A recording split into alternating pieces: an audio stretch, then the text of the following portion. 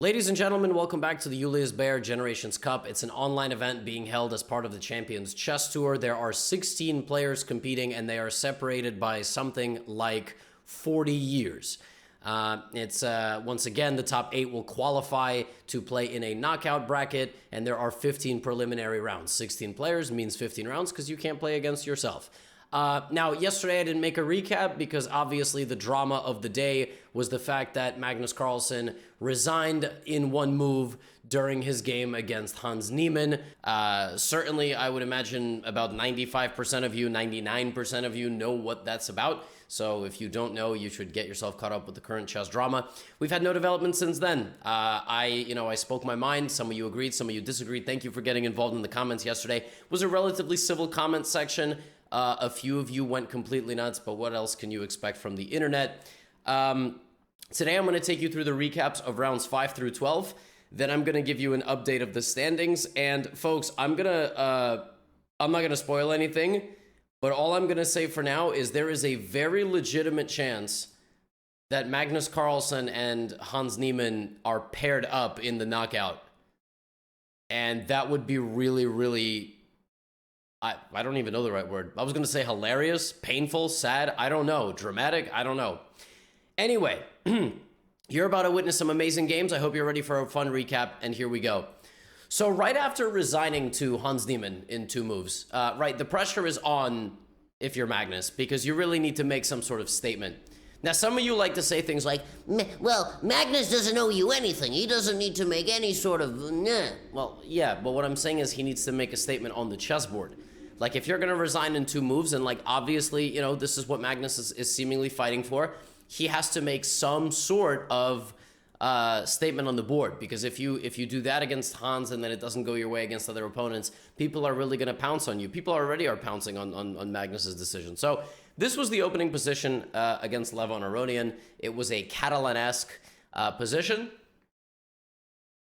Black has a little bit of encroaching going on the queen side. White, meanwhile, is just going to sort of develop his pieces. Now, Levon starts fighting against Magnus with the move b4. Magnus gallops in on his horsey into the d6 square, and Black can now no longer castle. Black seeks to remove the bishop, and here Black has an option. Black can play short castle, Black can push the pawn, or Black can play aggressively with the move g5. He plays c3, okay? He does, in fact, advance, and he locks the knight into the center of the board. And now, Magnus is like, all right, well, Levon's going to castle, right? What I'm going to do is I'm going to start chipping away at these pawns. Queen b5 attacks the pawn on e2, just defends it. All right, a5, ba5, and Levon goes g5. There it is. Levon does not need a second invitation to the party. Magnus sacrifices a piece. So rather than moving his bishop and trying to safeguard it and play passively, Magnus takes, trades the queens, loses his bishop, but activates his rook. Magnus has 3 extra pawns for the sacrificed material. He lost the bishop, but he's down a knight. That's the way chess math works. He has a very strong a-pawn. He has a potential of going knight e5. He also has a potential of taking here in the future. And Black's 7th rank is a little bit exposed. Like, thought I just saw a mosquito. New York mosquitoes, like, mosquitoes are different everywhere in the world. New York mosquitoes will just, like, walk right up to you and sit on you while you're watching them. It's like stealing, like, an old lady's purse in broad daylight. I mean, they just do not care. They wear Timberlands, like, they don't care. Anyway, point that I'm trying to make, Magnus clearly thinks that the stability that he has in this position is good enough for the long term. And, well, what a scatterbrained recap. I'm cracking my neck. I'm avoiding getting bitten by mosquitoes, or not avoiding. Long story short, folks, Magnus goes for an endgame where he has 6 on 3 in terms of pawns, and his pawn negates the movement of the rook. And this bishop is going to really struggle to get involved. And watch as Magnus just improves his position and leaves absolutely 0 doubt. He just brings the king to the queen side, checks the black king a few times, gets back to defending, and just keeps walking in. And Levon's rook in the corner never got out. It just never got out. And he resigned after 53 moves. Like, when Levon played the move G5, okay, back here, he was like, oh, Magnus is going to go. You know, I'm going to get the bishop. Magnus said, no, you want the bishop, so take it. Take the bishop. Come on. And then he did. And then Magnus said, okay, that's great. Now I have a completely, you know, stable position. And I'm going to trade off a bunch of pieces. And you can't stop me. I mean, I'm telling you, he just makes it look so unbelievably simple sometimes. He just plays these games and you're sitting there like, how is that possible? I just don't. So, point made, Magnus. All right, point made. Next game I have for you, Vincent Keymer, German prodigy, now I think 18, 19 years old versus young Krzysztof Duda. This was an opening known as the Mechanus Carlsen. It's a very sharp line. Keymer played this way rather than playing e5 right away. Both sides in these Mechanus Carlsen positions, they always have to know their theory. It's a very, very sharp position. And Keymer gets a big center. Then he plays the move a4. That's just a long-term idea to potentially trade off his dark squared bishop. Okay, he can't now because of queen a5. And then he castles.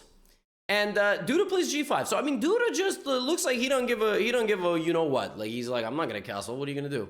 Like I'm really not gonna castle. Like watch, I'm gonna go long. Keymer's like, bro, you sure? Like, you really think that the quality of the kings here is good for you? Are you? Okay, rook b1. Okay, a6, right? Yeah, you stopped rook b5. Yeah, what happens if I just play rook b2? The idea of rook b2 is something's going here. Okay, rook g8. I'm going to take that bishop. Queen out. This is hanging. Nah, sorry, I have vision on this. This is hanging. Rook b1 is on the way as well. Okay, you go back? Okay. Well, actually, there was a bonus, Duda. There was a couple of threats here, but there's another threat. You know, in fighting, there's a saying that the punch that you don't see coming is the one, you know, that knocks you out, that hurts the most or whatever. Because that's the one that catches you off guard. You're not prepared.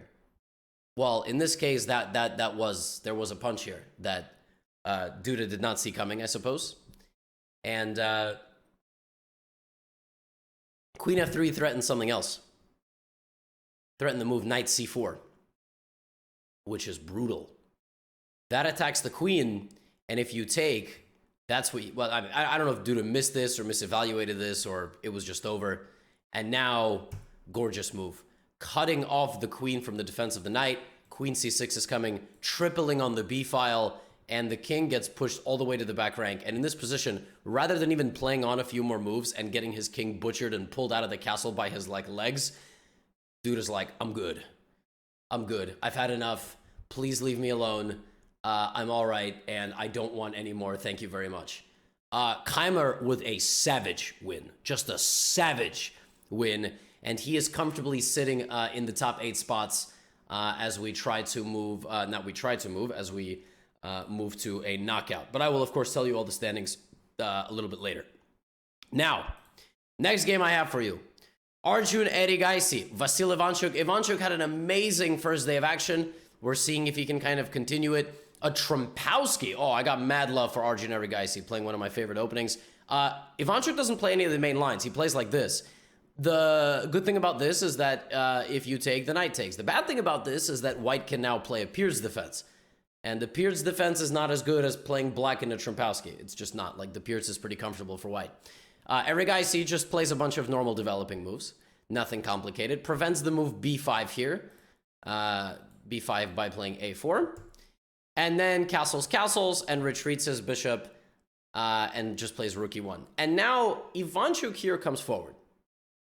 He jumps forward with his knight. And when the bishop goes back to c1, he starts taking.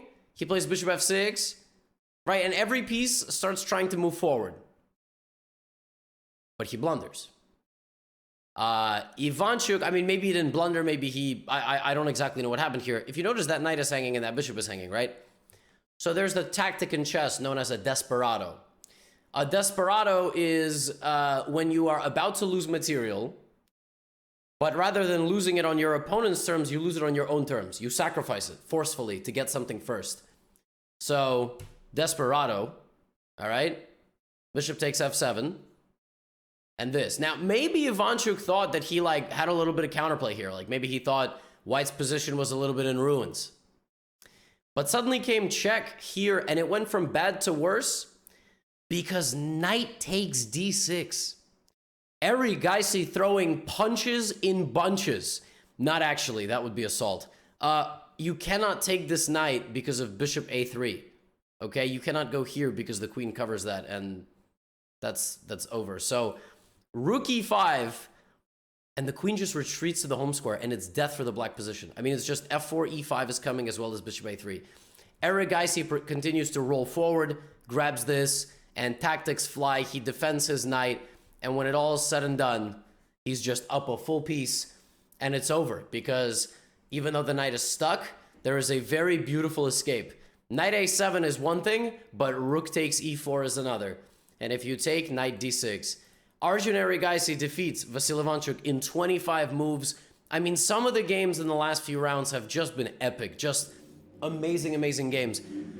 There was another amazing game, Prague versus Carlsen. I'm actually going to probably make a separate video of that game because that was just one of the most amazing games I've seen, period. I think that game should not be buried in a recap. I've got some more games for you.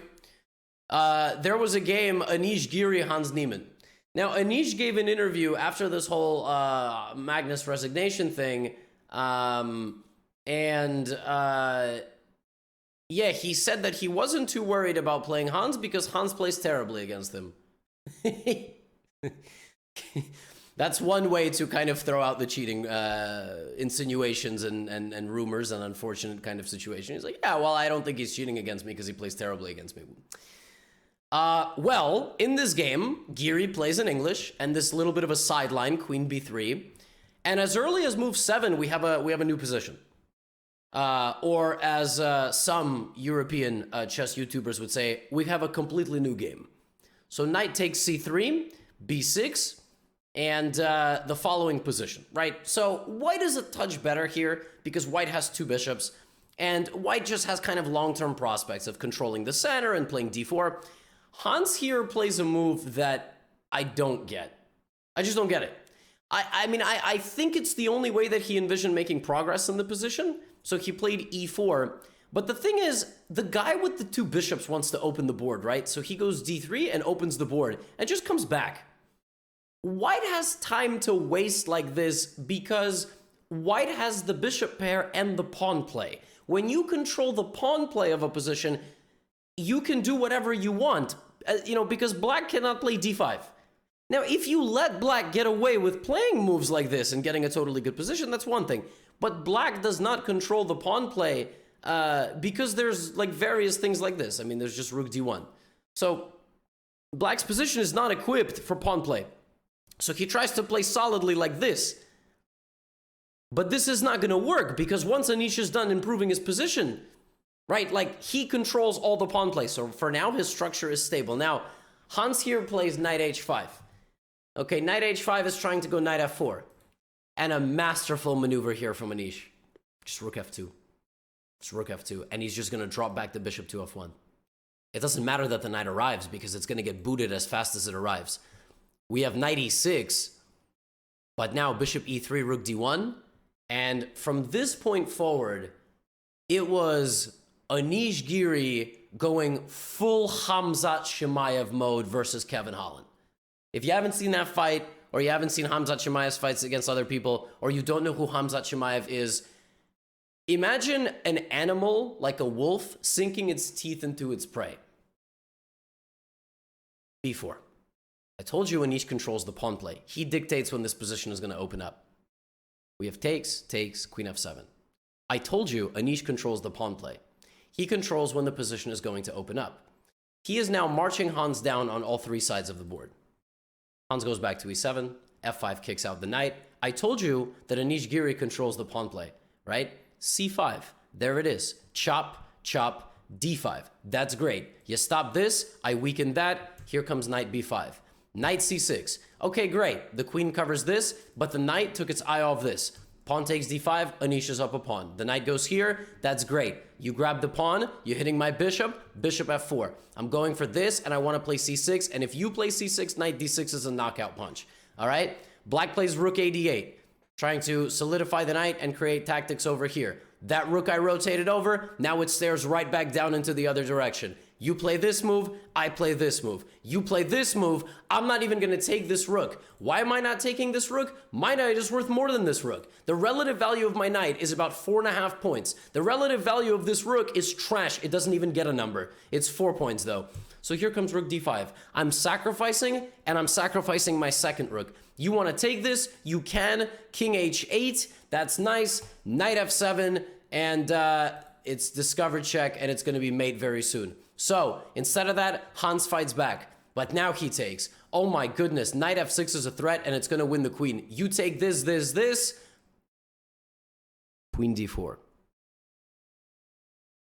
Hans was under attack in this game for the last 20 moves.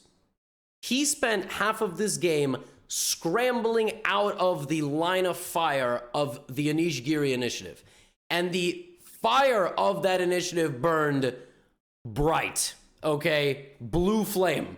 It never, ever, ever went out. Anish never took his foot off the gas, okay? Because he was at like a strategic like racetrack where you can rent a car. Like if there was red lights, he would have stopped. He's a good driver. He literally spent half this game chasing his opponent down and sinking his teeth in. What a game. But it wouldn't be a Gotham recap unless there was some plot twist. Hans Niemann is not going to stand for that. So Hans Niemann sits down. He's playing Levon Aronian. We have a Najdorf. And we have a line here played by Hans that 10 years ago would have made a grandmaster vomit.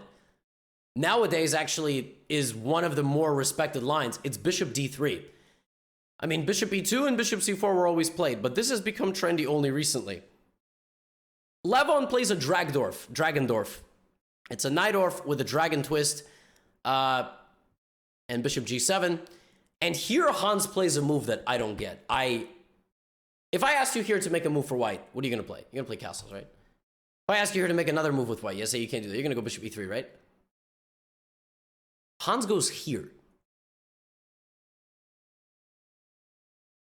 What? I was like, dude, Hans has some nasty prep. Like, I mean, I look at some of the moves like that he's playing. I mean, he literally just played bishop d3. What is bishop e2? The idea must be there, right? Maybe he's trying to make sure that the queen covers d5 in the future when the knight moves, so d5 is not a break. Maybe he wants to make sure that when the knight comes out to one of these two squares, it doesn't hit the bishop. But I don't know. Literally all speculative, okay? Then a few moves later, after just, like, why couldn't the bishop have been here? I just don't get it, right? I still am trying to like find, maybe it's the fact that you forced your opponent into a bad position. Like maybe he's just trying to play a typical Maroczy, but I don't know. Bishop d3, bishop e2 is fascinating. I really, and then after castling, Hans plays g4. Wow. g4 and g5 and kicks the knight out. And Levon, as you can see, is trying to play knight c4. So it's natural. Of course, you don't want that to happen, so you play b3. Levon plays e6. Remember how Anish Giri spent 21 moves? From move 21 of last game. Move 21 of this game, the move before happened, and from that point, the game went from bad to worse for Hans. Keep the move 21 in mind. Here comes f4. Now, Levon is, of course, a GothamChess subscriber, like all top GMs are required to be. And he knows that you don't have to acknowledge a threat if you can create equal or exceeding danger, right? So he plays rook c8. And just like a good GothamChess subscriber, he thinks that he knows one of the concepts that I teach, but he doesn't know it at all, and he loses the game on the spot. I'm just kidding. I don't even think Levon knows that I exist, and I don't think there is a sum of money you could pay him to click the subscribe button to this channel, but that's okay. A man can dream. Knight b5 is a shocking error from Levon.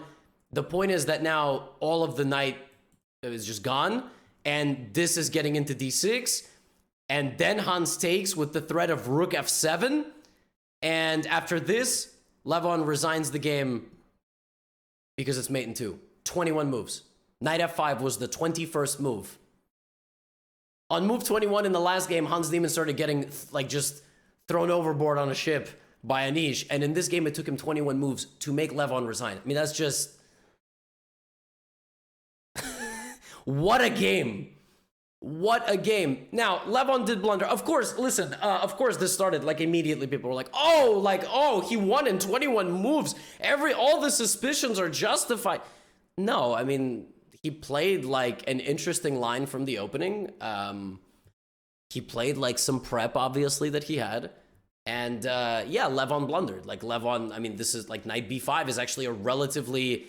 It's a common tactical theme in some Sicilians. It's you know, if I gave this position in a tactics trainer, you didn't know the opponents to like a 1700, maybe a 1700 would also be like, well, it's not this, so maybe it's knight b5. Like, you know, I mean, but live game, things like this happen. So what a win. Now, before we sign off today, I just want to show very briefly what Magnus Carlsen is doing to people. This is his game against Jan Krzysztof Duda in the penultimate round. It was a relatively normal game from the opening. Obviously, you can see, you know, relatively balanced 0.3 position. Magnus just playing, you know, normal moves. Then he plays h4, right? He's looking to create an attack here on Black's position. Okay, Black tries to kick his knight out. Of course, he moves, rook c1. And now Magnus says, well, I would like to arrive on this square, e5. a6. Oh, that's adorable, Jan Krzysztof. You think you trapped my bishop. Did you not learn from the Levon game? Are you also ready to get posterized like Blake Griffin in Lob City? Pawn takes f6. G takes f6. Stone cold killer. Queen e2. Go ahead and take my bishop.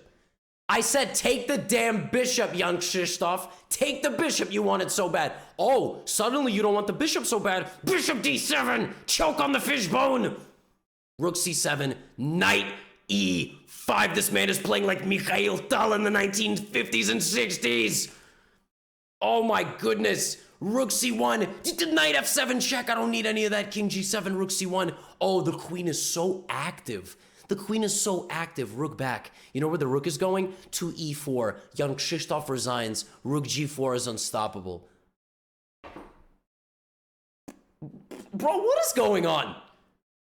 I have never seen Magnus Carlsen do this to people. Like, Magnus Carlsen is a wet blanket of a chess opponent. Okay? He's not a pit bull. He ain't. That's not the style. He's a wet blanket. He's like Khabib Nurmagomedov, all right? He doesn't let you down. He doesn't let you up. You think that's Boris Gelfand. Last game of the day. Magnus plays it's just a regular kind of, it's supposed to be a boring game. You're just supposed to trade pieces and go home, right? Okay, so let's see what happens. DC, bishop c4. Literally complete symmetry after 10 moves. White is a little bit, you know, a little bit better in these positions. All right, let's keep going. Gelfand comes back, tries to trade bishops. Magnus is like, no, rooks, pawn. Okay. I mean, you cannot get a more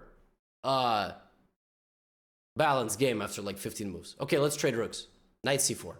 Nice activity here from Boris Gelfand. Knight f5, interesting move. So if pawn takes f5, Gelfand wins this. And only white can win this. I don't even care if Magnus is playing black. I mean, black will just suffer for a while. Okay, so Magnus decides, let's trade some bishops. And as you can see, that little small transformation, suddenly the initiative is coming to black. And a few moves later, they trade bishops. And black has a little bit more pleasant position, right? e5. The knight comes back. Magnus comes forward. Gelfand plays knight c4. That threatens this. If takes, there is this move, right? So you're going to try to get the knight. Magnus is like, Boris, all due respect.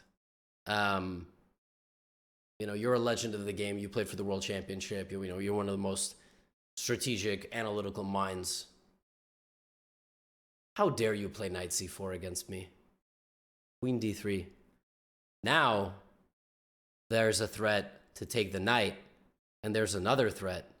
And that other threat is if you play something like knight takes e5, I'm going to go check here and check and take the rook. And after queen d3, Boris Gelfand went back and said, "You're right, Magnus, my bad." But then came check, then came e4, removing the knight, and then came rook c2. Boris Gelfand went away, the knight fell, and back rank checkmate was protected with queen d8. And Magnus Carlsen won another game. After 12 rounds of action, Magnus is in clear first. Arjun Erigaisi is in second. Liam is in third, and we have a big tie for fourth, fifth, sixth. Prague, Keymer, Duda. Hans Niemann is in seventh place. Then it's Giri. It's all going to be decided tomorrow. Magnus Carlsen has not lost a game to anybody except Hans Niemann, which he lost in one move. Magnus Carlsen is performing at like a 2950 level, okay? That man is on a mission. Say what you will about this drama, but good Lord is he performing. He is putting on a show. We gotta respect this man. This man, you can legitimately make a case, is just going full Michael Jordan. I mean, like right now. People like to say Garry Kasparov is the Michael Jordan of chess. I mean, this man is doing some ungodly, the stuff that he's doing is just incredible. Tomorrow we're going to find out what the matchups are.